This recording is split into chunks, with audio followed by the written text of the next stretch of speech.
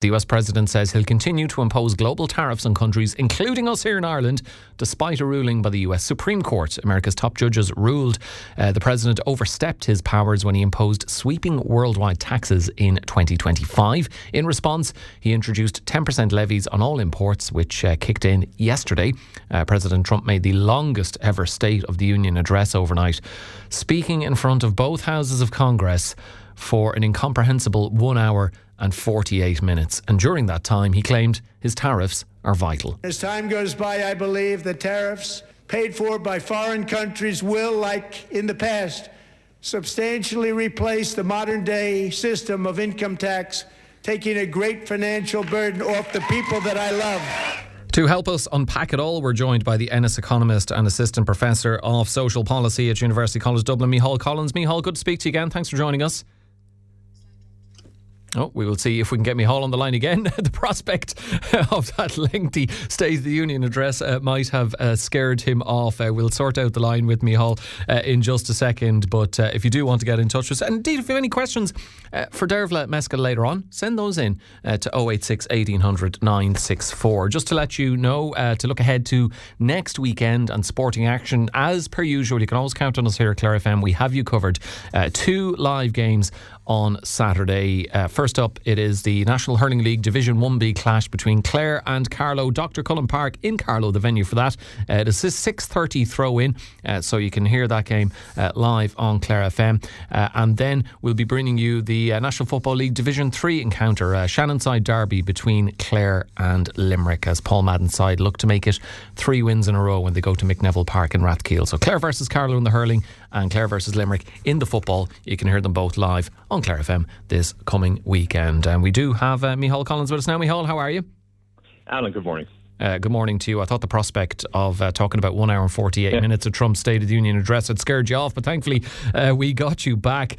Can you just give people a bit more detail, Micheál, on what exactly has happened with this new 10% US tariff? Because I'm sure people have heard about the US Supreme Court ruling and thought, well, that's drawn a line under all of this. That's the end of it. The US president overstepped his powers, but he seems to have found a way around it. He's circumvented it. Yeah, I mean, I suppose we're back overall, Alan, in kind of the world of uncertainty, which is perhaps not an unsurprising place to be with Donald Trump in the United States. And you get the impression he's the kind of person who doesn't like not getting his way. And that's really what happened on Friday. As you said, the US Supreme Court came out and said, no, you can't do this to the tariffs that he brought in, if you remember, with those signs in the garden for Liberation Day, as he called it, almost a year ago or more than that. And then the sort of, follow-up amendments that happened on the back of that. So that meant they were gone. And yeah, so Trump has kind of, I suppose they had some preparation done, not much by the look of it, in the background to say, okay, what will we do if this goes wrong? And so they've kind of dipped into the historical rules that are there for American presidents, which allowed Donald Trump to bring in, just for 150 days, a new set of emergency tariffs. So that's what he's done and he announced that as 10% on Friday. And then he started to change his mind over the weekend, or his advisors did, and then he re-announced it as 15%, I think, later on Saturday, across the weekend as well. So that almost is an insight, Alan, into the sort of chaos that's there. But what it means is, those signs in the White House garden, they're all gone because he couldn't do it. Now he's come along and said, we will put a 10% tariff on everything coming into the United States, no matter who you are, no matter where it's coming from. He has a few exceptions, which we can come back to. Actually, they're very relevant for Ireland. And that's going to be there for 150 days. And we think we're going to increase that to 15% shortly. Yeah, maybe we'll talk a little bit about that now, because obviously any talk of tariffs, and given how FDI reliant we are, our ears always prick up when anything is announced in relation to tariffs by Donald Trump. In terms of exemptions, Micheál, we're hearing certain sectors such as aircraft components, some chemicals, semiconductors and pharma may still be exempt under the EU-US deal. So how exposed overall is Ireland? Yeah, the European reaction has been very interesting, Alan, and kind of left Europe in a kind of a tricky position. So Europe, as you'll remember, got to a deal with America, and ultimately the deal is for a 15% tariff to be imposed on all European goods coming into America. Prior to Trump saying the Biden administration back along, there were tariffs there already. They applied to some goods and others. If you added them up, they came to about 4.5%. And so Trump has put 10% on top of that, which brings you to 14.5%. Well, that's less than the EU trade deal, and therefore the European Parliament, which is considering the deal at the moment, pressed the pause button, much to the annoyance of Trump, which is why he came back to say, well, maybe we'll make it 15, not 10%. But the trade deal for Europe isn't bad for Ireland because of what you've just said, actually. It includes a whole load of exemptions, and those exemptions seem to have carried over to these 10% rates that Trump has brought in temporarily. But for other European countries, there are problems. So yes, it's in Ireland, this is hitting the agri-food sector, and the whiskey gets a lot of attention. So does butter, but there's other products that we're exporting as well.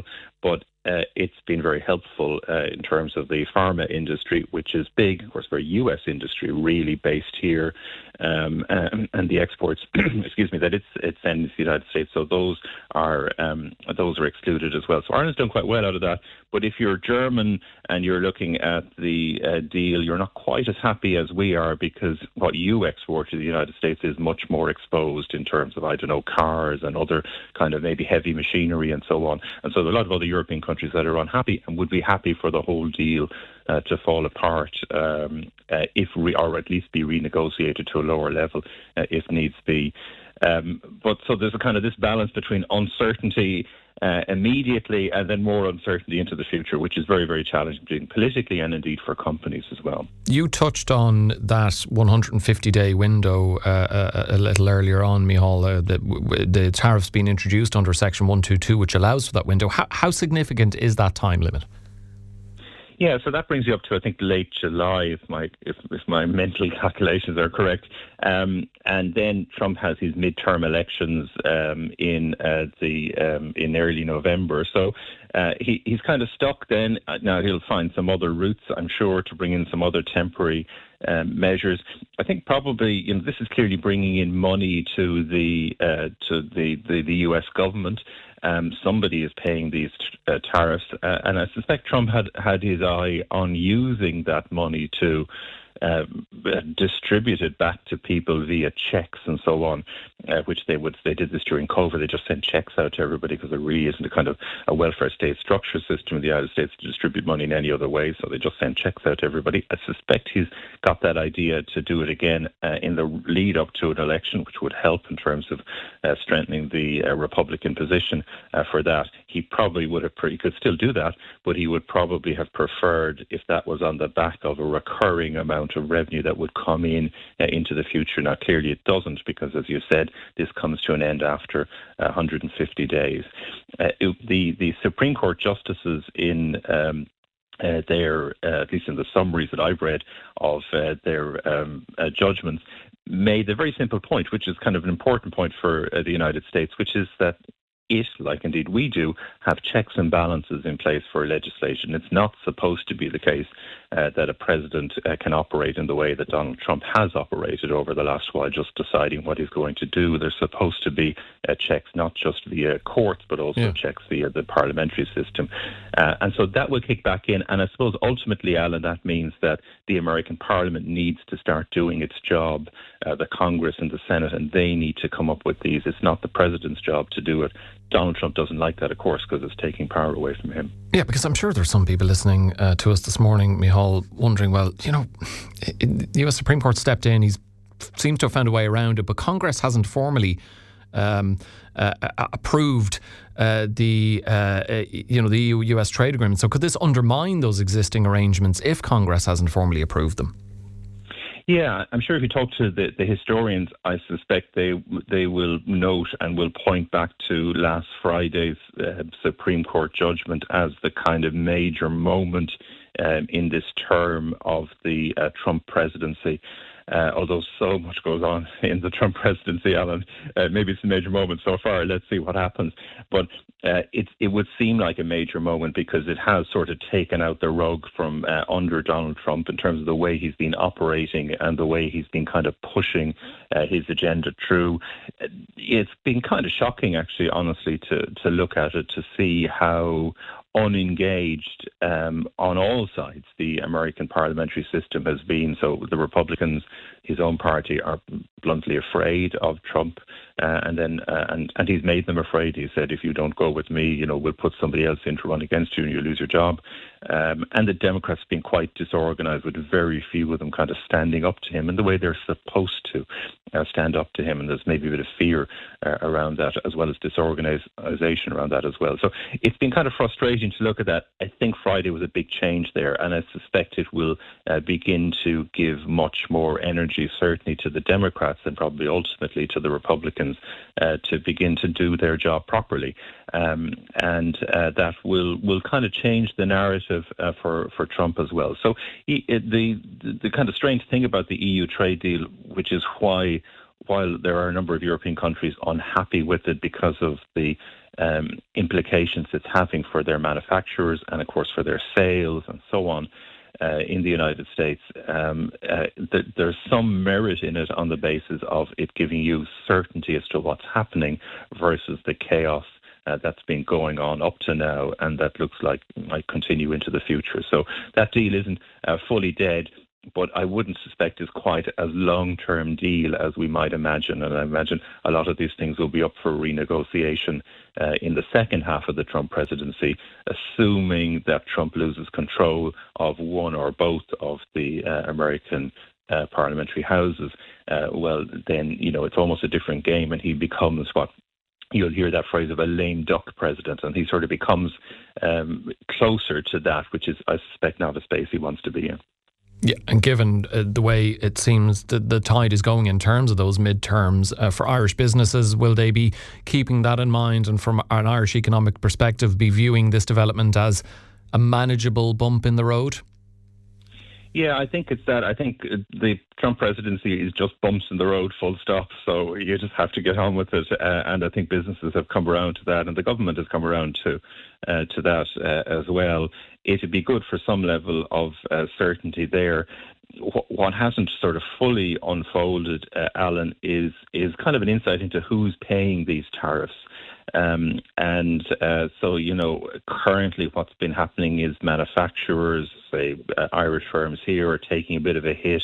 The importers are paying some duties into the United States, and the consumers are facing higher prices. So it's kind of been spread out across all the different players. But there hasn't been really a full pass-through to consumers, which would push up prices and push up living costs, which wouldn't be particularly popular in the United States either. So maybe as that begins to unfold, that kind of changes some of the territory there, and equally has an impact or further impact on sales levels as well. You'll see in the United States there's been a number of firms and organizations moving rather rapidly to request the money back that they have being charged illegally now, according to the US Supreme Court. And because, in effect, they've been carrying a lot of the costs there, that's going to be a big headache for Donald Trump as well to have that money and pay that money. As I said earlier, I suspect he had his eye on posting out that money to people to kind of bolster his electoral position rather than necessarily having to give it back to firms. Well, I'm not a betting man, Micheál, but I would quite confidently place a tenner on the prospect of us discussing Trump and tariffs again at some point in the not too distant future. But thanks for joining me this morning. Appreciate it. Indeed. Nice to talk to you. Thank